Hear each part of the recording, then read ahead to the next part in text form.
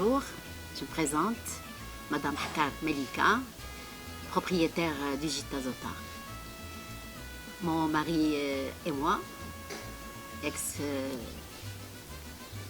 de la Banque Populaire Casablanca, nous avons décidé de nous installer à la campagne parce que c'est des origines de mon mari, cette terre revient aux ancêtres.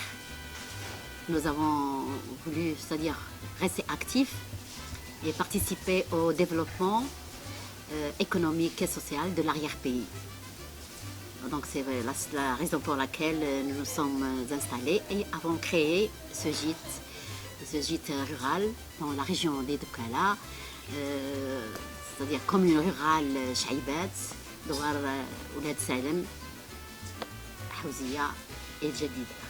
Vous avez donc une capacité d'accueil, vous avez 11 chambres, vous nous avez fait visiter votre site. Vous avez 11 chambres, vous avez des salles de réception, donc vous faites manger vos invités. Alors donc le but de ce gîte, c'est de partager ce plaisir. La plupart de nos clients disent que c'est un havre de paix. Les gens qui ils ont marre de stress de la ville, ils viennent ici pour se reposer, se déstresser et voilà, de manger tout ce qui est sain, produit du terroir, dont l'exploitation de notre ferme, tous les produits comme toutes les graines, quelques légumes, fruits et tout, et nos élevages comme les moutons, les vaches, les canards, les oies, les poules, les dindons. Donc tout ça, on le met à la disposition du client. Pouvez-vous nous dire un petit peu l'explication de Tazota? Vous avez ici un beau Tazota, on l'a vu, et dans cette région, il y en a beaucoup. Quelle est l'origine et quelle est son histoire? Alors donc, jusqu'à présent, il n'y a pas eu d'écrit où les gens ont pu se ressourcer pour connaître un petit peu l'origine des Tazota. Donc l'âge, le mode de construction reste une énigme jusqu'à présent.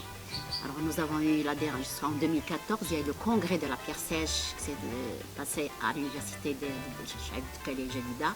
Donc de là, tout le monde en parlait, mais ce qui fait au Maroc, ça n'existe que dans cette région. Dans cette région de Djedida, à 25 km de périmètre de la ville de Djedida.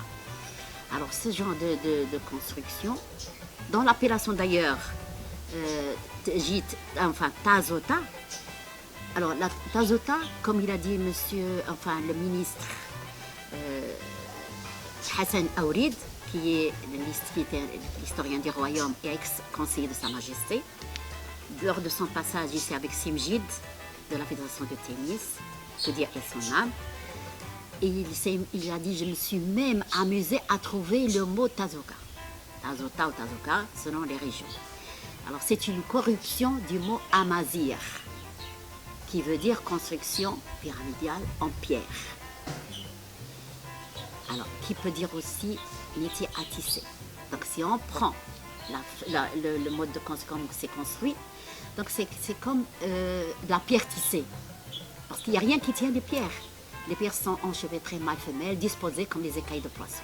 Donc, ils sont disposés. Il n'y a rien qui les retient, ni béton, ni rien, ni ciment, ni rien. C'est de la pierre sèche, vue de l'intérieur et de l'extérieur. L'épaisseur des murs, 2 mètres à la base et 5 ou 6 mètres à la hauteur.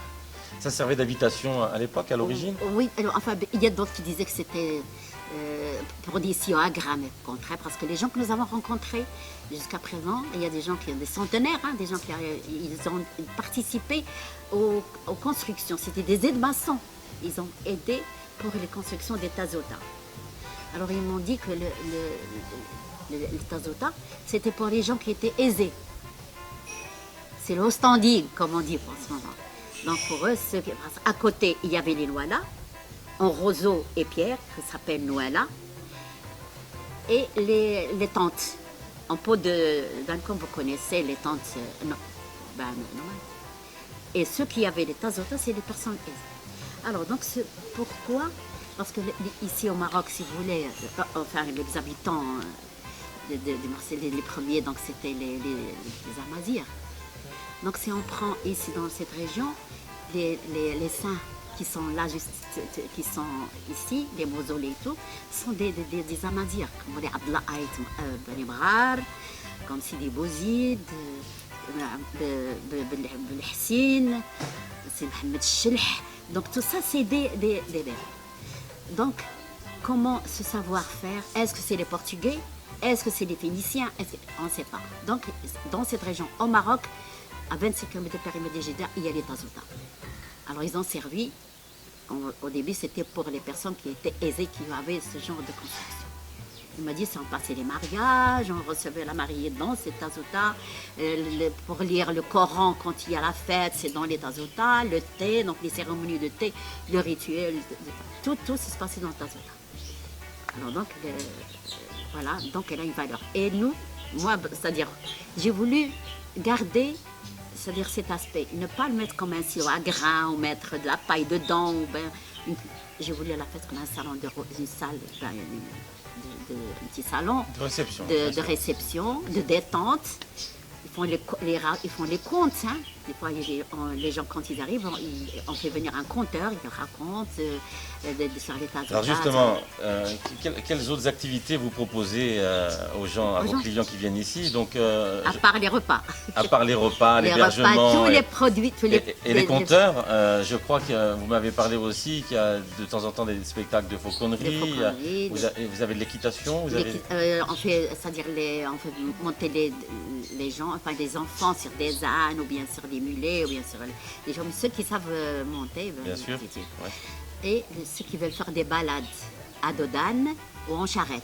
Quand ils veulent pas, par exemple, le petit aille tout seul sur l'âne, donc il y a une charrette à la disposition du client. Ils montent avec sa famille, ils font le tour des douars, comme on appelle douar, c'est le bled, c'est les gens, c'est le voisinage. Quel est vos tarifs pratiqués en moyenne? Ça va de tel prix à tel prix, l'hébergement et le repas? Quel prix il faut compter? Pour une pension complète, pour un couple, une pension complète pour un couple, nous étions à 720 dirhams, on est descendu à 620 dirhams. D'accord. La pension complète. Mais avec les produits de terroir. Bien sûr. Ce n'est pas n'importe quoi. Hein. Donc c'est. Non, c'est très bien. Les pains faits maison, les produits non traités. Donc c'est. Bien sûr. Non, c'est un tarif tout à fait correct et abordable. Donc les chambres, la chambre double ici, ou les sanitaires communs, donc c'est 320 dirhams. Donc le 150 dirhams. Les autres, c'était 420 dirhams, la chambre. Les chambres avec salle de bain, oui. Avec salle de bain. Tout à fait. Donc, ce que nous avons pensé à... Je vais refaire le site et je crois qu'on va diminuer un petit peu, réduire les tarifs.